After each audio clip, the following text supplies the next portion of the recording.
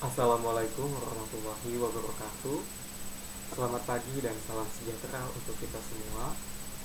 Yang kami hormati Bapak Profesor Dr. Undang Rosidin MPD dan Bapak Dr. Haninda Baraka MPD selaku dosen pengampu mata kuliah Evaluasi dan Asesmen Pembelajaran Matematika, dan yang kami hormati rekan-rekan mahasiswa Pendidikan Matematika Angkatan 2021. Pada kesempatan kali ini kami dari kelompok 4 dengan anggota Ibu Siti Ramziah, kedua Ibu Lilis Febianti Simbolon, dan saya sendiri, Febret Syaabu, akan menyampaikan presentasi mengenai tugas kelompok kami dengan topik pembahasan pengembangan instrumen evaluasi dan asesmen. Di mana dalam proses pembelajaran, komponen sebagai wujud profesionalitas seorang guru adalah pelaksanaan evaluasi. Pendidikan berperan penting dalam menciptakan kualitas masyarakat yang cerdas dan berkualitas. Kurikulum 2013 yang digunakan saat ini menghubungkan dan melaksanakan indikator-indikator untuk mencapai kompetensi inti dari sikap spiritual, sikap sosial, pengetahuan, dan keterampilan. Evaluasi dan asesmen merupakan suatu proses yang dirancang dengan sistematis dan berkesinambungan untuk mengumpulkan informasi tentang proses dan hasil belajar siswa. Kemudian, hasil tersebut bisa digunakan untuk membuat keputusan-keputusan berdasarkan kriteria dan pertimbangan tertentu. Evaluasi dan asesmen berperan penting karena dinilai bisa memberikan umpan balik mengenai adapun rumusan masalah dalam penulisan makalah ini. Yang pertama adalah bagaimana konsep instrumen, bagaimana prosedur pengembangan instrumen evaluasi, dan yang ketiga bagaimana prosedur pengembangan instrumen assessment. Pengertian instrumen dalam Kamus Besar Bahasa Indonesia, instrumen dimaknai sebagai sarana penelitian atau berupa seperangkat tes dan sebagainya yang digunakan untuk mengumpulkan data dalam penelitian sebagai bahan pengolahan. Kemudian menurut Suharsini Arigonto mengatakan bahwa instrumen adalah alat bantu yang digunakan dalam sebuah penelitian untuk mengumpulkan data agar kegiatan tersebut berjalan sistematis dan dipermudah olehnya. Dengan demikian, instrumen merupakan suatu alat yang digunakan untuk menilai suatu kegiatan dan sebagai sarana pengumpulan data. Jenis-jenis instrumen. Instrumen dibagi menjadi dua. Yang pertama, instrumen evaluasi dalam bentuk tes, yaitu pengumpulan data dengan suatu alat yang dirancang dengan sistematis dan objektif. Kemudian, jenis yang kedua, instrumen evaluasi bentuk non-tes, yaitu pengumpulan data dengan observasi, wawancara, dan lain sebagainya. Baik, itulah pengertian dan jenis-jenis instrumen.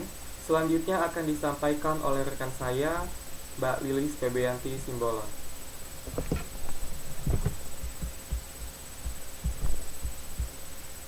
Saya Lilis Febianti Simbolon akan melanjutkan presentasi tentang pengembangan evaluasi. Instrumen evaluasi merupakan alat ukur yang digunakan untuk mengumpulkan atau mengolah informasi mengenai pencapaian hasil peserta didik.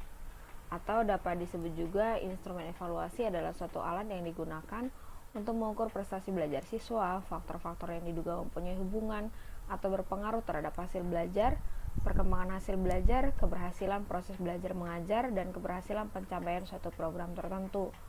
Pengukuran dilakukan untuk menentukan jumlah kuantitas dan berkaitan dengan benar salah, sedangkan evaluasi dilakukan untuk menentukan mutu atau kualitas yang berkaitan dengan baik buruk. Alat tes untuk mengevaluasi lazim digunakan dengan istilah tes, meskipun nantinya akan muncul bentuk-bentuk yang bukan tes. Tinggi rendahnya kualitas suatu tes dapat menentukan terhadap hasil yang ingin dicapai dari kegiatan penilaian yang dilakukan. Semakin baik tes yang digunakan, maka hasil yang dicapai juga semakin baik.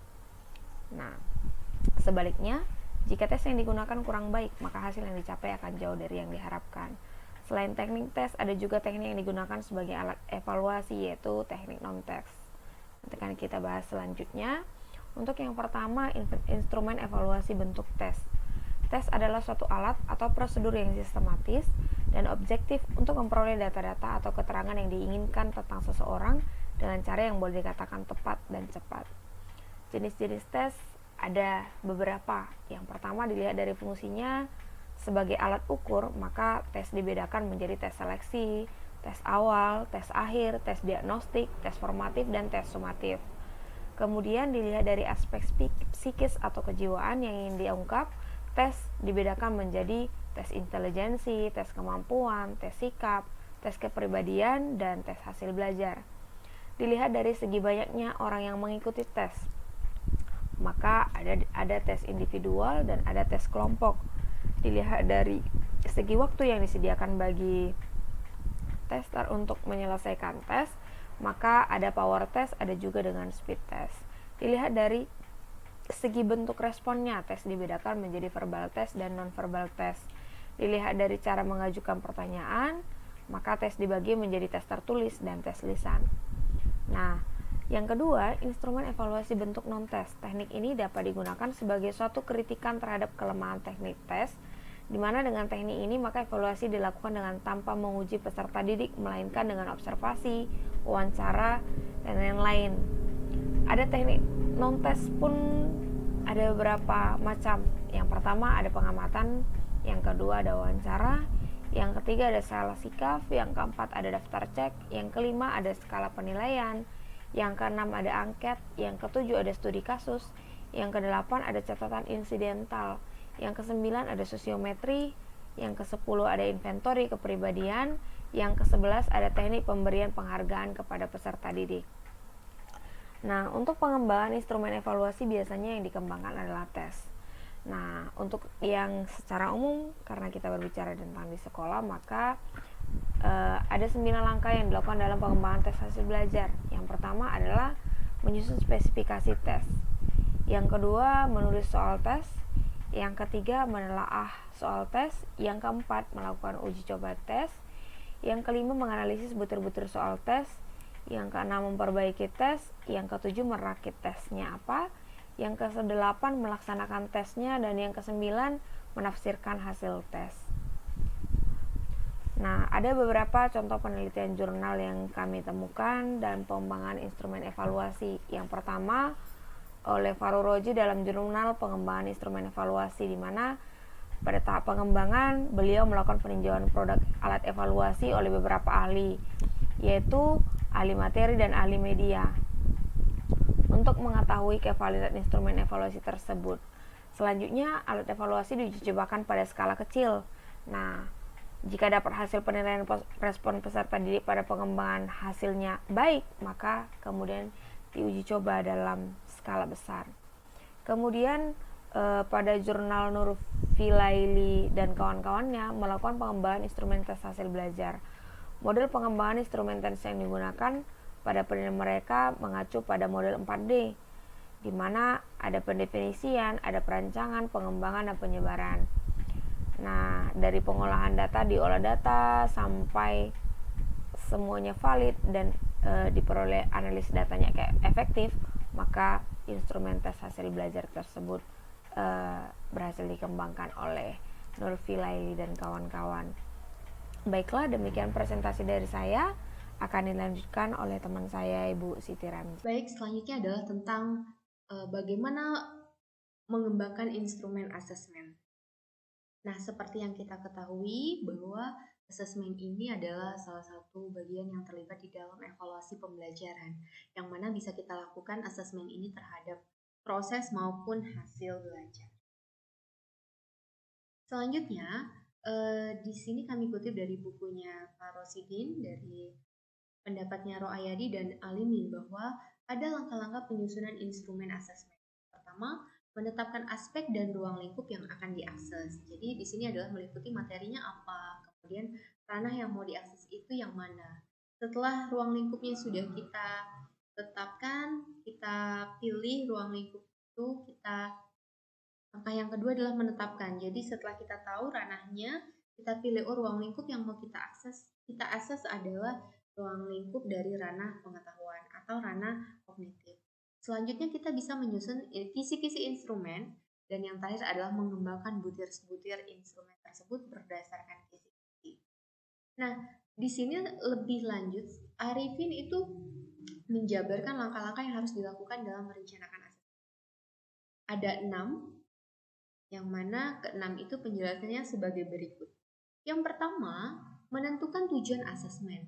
Nah, di dalam menentukan tujuan asesmen ini, menurut Ratna Wulan dan Rusdiana, ada 4 kemungkinan melakukan melakukan asesmen. Yang pertama bisa jadi untuk memperbaiki kinerja atau proses pembelajaran. Nah, ini kita bisa lakukan dengan penilaian formatif. Bisa jadi untuk menentukan keberhasilan peserta didik. Ini kita lakukan melalui penilaian sumatif. Dan yang ketiga adalah untuk mengidentifikasi kesulitan belajar peserta didik dalam proses pembelajaran. Jadi ini sifatnya diagnostik ya. Yang keempat, menempatkan posisi peserta didik sesuai dengan kemampuannya. Jadi penempatan ini. Kemudian yang kedua adalah mengidentifikasi kompetensi dan hasil belajar. Jadi di sini menurut Rosidin bahwa ranah pengembangan instrumen asesmen ada 3. Yang pertama kognitif, pengetahuan. Yang kedua afektif. Yang ketiga adalah keterampilan. Nah, di afektif, kalau kita tinjau dari tujuannya, instrumen pada ranah ini ada 5. Jadi bisa instrumen sikap, minat, konsep diri, nilai, dan moral. Dan skala pengukuran yang biasa digunakan adalah skala Thurston, skala Likert, dan skala beda semantik. Untuk asesmen keterampilan itu bisa kita lakukan juga dengan tes, portofolio, lembar pekerja proyek, praktik, dan sebagainya. Yang sifatnya mengukur keterampilan. Kemudian menyusun kisi-kisi. Nah, kisi-kisi di sini adalah format pemetaan soal yang menggambarkan distribusi item untuk berbagai topik atau pokok bahasan berdasarkan jenjang kemampuan.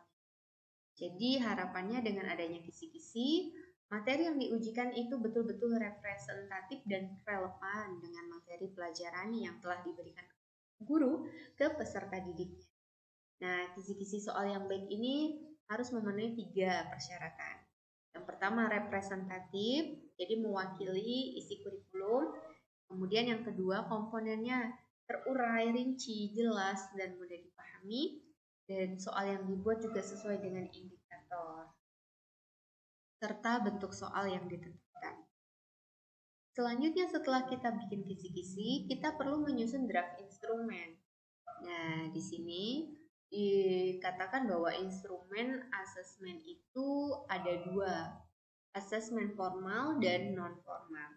Kalau formal itu dia tes baku di mana dalam prosesnya itu melalui pengujian validitas, reliabilitas, daya pembeda, dan derajat kesulitan. Ada tingkat kesulitan. Kalau non formal kita bisa contohkan melalui observasi, analisis sampel kerja, skala asesmen, wawancara, kuesioner, daftar cek. Yang kelima adalah uji coba dan analisis soal. Soal yang dimaksud adalah butir-butir si instrumennya. Jadi harapannya dengan uji coba dan analisis soal ini kita bisa mengetahui soal-soal atau butir mana yang perlu diubah, diperbaiki, atau mungkin nanti dibuang. Mana soal yang baik untuk digunakan, mana yang tidak. Nah, soal yang baik itu adalah soal yang sudah mengalami beberapa kali uji coba dan revisi yang didasarkan pada analisis empiris dan rasional. Apa itu analisis empiris? Jadi analisis empiris ini untuk mengetahui kelemahan-kelemahan setiap soal yang digunakan. Pada umumnya menyangkut yang dapat mempengaruhi validitas soal, seperti keterbacaan, tingkat kesukaran, bentuk jawaban, daya pembeda. Kalau analisis rasional, ini tujuannya untuk memperbaiki kelemahan-kelemahan soal. Nah, hal yang sama kalau kita melakukan uji coba dan analisis butir instrumen pada instrumen non-tes.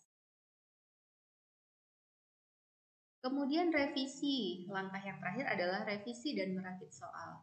Jadi setelah soal itu diuji cobakan dan dianalisis, lalu direvisi sesuai dengan reliabilitas, validitas, proporsi, tingkat kesukaran soal, dan daya pembeda.